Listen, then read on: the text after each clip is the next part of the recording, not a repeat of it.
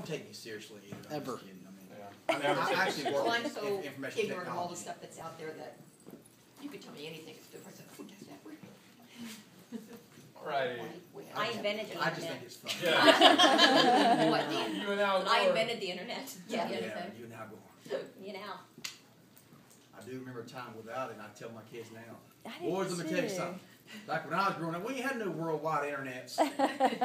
We didn't have this instant messaging stuff that y'all do. I It's called texting, Dad. I remember dial-up, and my husband trying to Yeah. convince and trying to get me on the computer. He's like, you can look up anything. Like you can Yeah. look up stuff on Com- dinosaurs. You know, it takes CompuServe. 20 minutes to download a picture. I'm like, why do I want to look up stuff on dinosaurs? Yeah. Can I go to the library and look it up? You know? Yeah, CompuServe, always weird. Yeah. Now if I dare to ask Dean a question, she just looks at me and says, Google. Google. Yeah. Is that in the dictionary? Is that a verb yet in the dictionary? It will be. I'd be Yeah. surprised if it's not. Yeah. It's gotta be That's my coming. goal in life, is to become a verb. Yeah. You know you've arrived when you become a verb. Ginormous was Did you see me recently. Chris that? Are you serious? Ginormous. Ginormous. Because my kids came home and they were saying, I'm like, that's not a word. And then like 2 weeks later, they're like, Webster added. I Oh, think it's Giant. from Elf. I think Ginormous. that's where I first heard it. I Ginormous. love that movie. And What? it says it in there, and it was the first What place was I heard Elf. Oh. Oh. oh, that's a It would be cute movie. Will Ferrell. Yeah. Is Ant one? Can I claim that one? Because I keep, all Maybe growing up, eight. I actually think it It is is. in the dictionary. It is in I the would think dictionary. so. At least in the It earth. says it's substandard. Substandard, yes. There you go. I've been looking for justification all my life. All right. So if you look at this as a continuum, right? One end we have the villain, right? Other end we have the hero. They're kind of polar opposites, right? But it used to be when stories were written about heroes and villains that the hero would be Dudley Do-Right. I mean, all good. Nothing wrong with this person, and the villain would just be this darkest, blackest, just horrible thing, and they were really one-dimensional. They were not good characters, and as we've evolved as writers, there's elements of you ever seen everybody's seen the yin and yang symbol, right? And so in the how's it go? That, even the purest good has a speck of evil in it, and even the darkest evil has a speck of good. That type of thing. Even though that's not quite what it means. But if you want to make your hero more interesting, don't make them all good. You can't relate. You can't relate to it. to the You want to bring them down in this continuum here and give them some bad qualities that everybody can relate to. And don't make your hero all bad. Give them some good quality. Give them a redeeming quality that actually makes them interesting. Of course, now a lot of stories have an anti-hero that are way more villainous. Or, well, like, I'm trying to think of, it's not the hero, the protagonist in a lot of film and stories these days They're anti-hero. are anti-heroes. Yeah.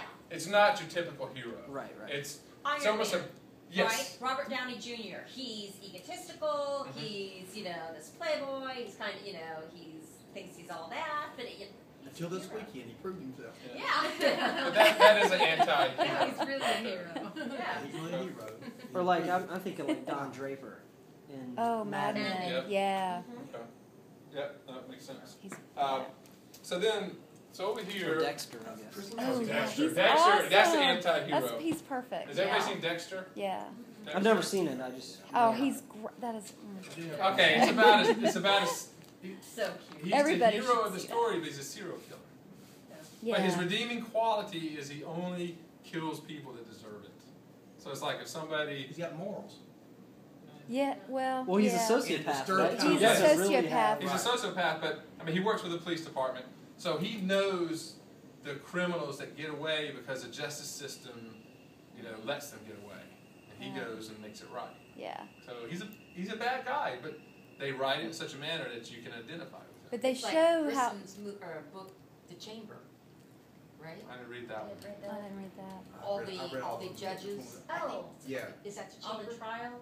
Yeah, they get together, all the judges, they meet, and criminals have been let loose for whatever reason. They could not be all agree that this particular criminal should be put to death, and they have somebody go out and do it, but they all vote on it first. I have to read that one. That sounds interesting. It's excellent. But Heidi, were you about to say something? No, sorry. I do have a question. This is just, you threw out the word continuum, you know what I mean? And we're, you know, in our line of business world. But, so here's the deal. So I get that, right? I'll basically say, okay, I want this villain to be about right here, you know, on the bad scale and up here on the good scale for the hero. But how much creative liberty should you take as kind of, once you think you know one of these guys, right, to slide up or down that scale some to kind of, you know, I mean, is there... Hold that thought. Yeah. Okay, you'll come... To Okay. develop Hold that your- thought. I'll Because make that's sure- the fun stuff, is when you flip it on the reader. I know, I'm sometimes thinking and it'd be they think fun, who you but- thought was the villain is But it can really mess Yeah. up me as a reader and So- getting mad at the author and like, come on. Yeah. All right, remember, Chris said couldn't... I can see him reading a book going, come on now. If I wrote this book, this is the way it would.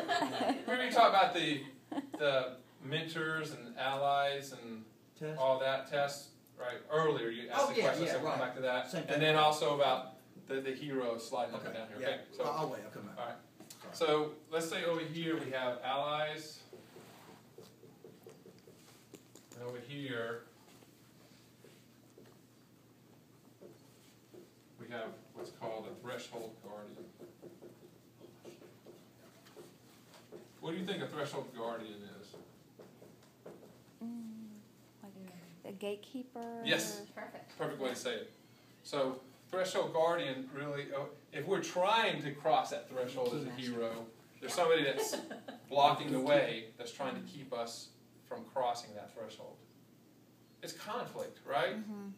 Conflict is what drives a story and what makes it interesting. If you're writing a nonfiction article about, you know, this organization's attempt to establish itself and raise money to become a creative center in this community, you talk about all the things that stood in their way and all the conflicts and obstacles. That's what makes it interesting, right? Or I teach a networking class at the Women's Resource Center for women who haven't been home for a long time, now they're looking to go back to work.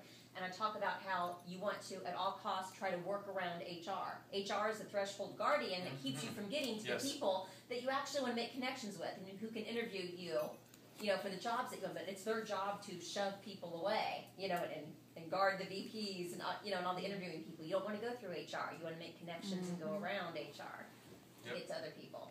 So you could be writing an article about that and still fit these archetypes in. Well, then over here we have mentor. A mentor, for the most part, is kind of straight up with us. I mean, they're wise and they give us good advice, right? Obi-Wan Kenobi, Yoda, Molly Brown in Titanic, and Dumbledore and Harry Potter. okay, if you say so.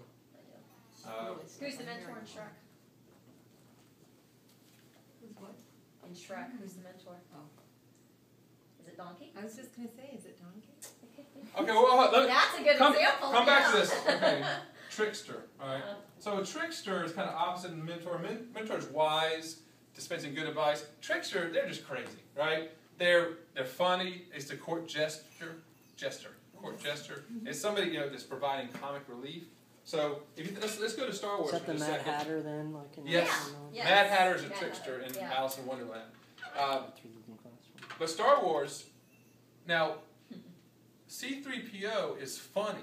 I mean, the things he says are funny, but he's not being a trickster. He's just a neurotic robot, right? Yeah. But R2-D2 is constantly doing little things. He's mischievous. He's the trickster, okay? All right, so Shrek, Donkey, Eddie Murphy character, is the trickster. All right. But let's answer the legitimate question of who's the mentor in Shrek. I got to walk through the movie in my I head. don't know well enough to do it. Shrek.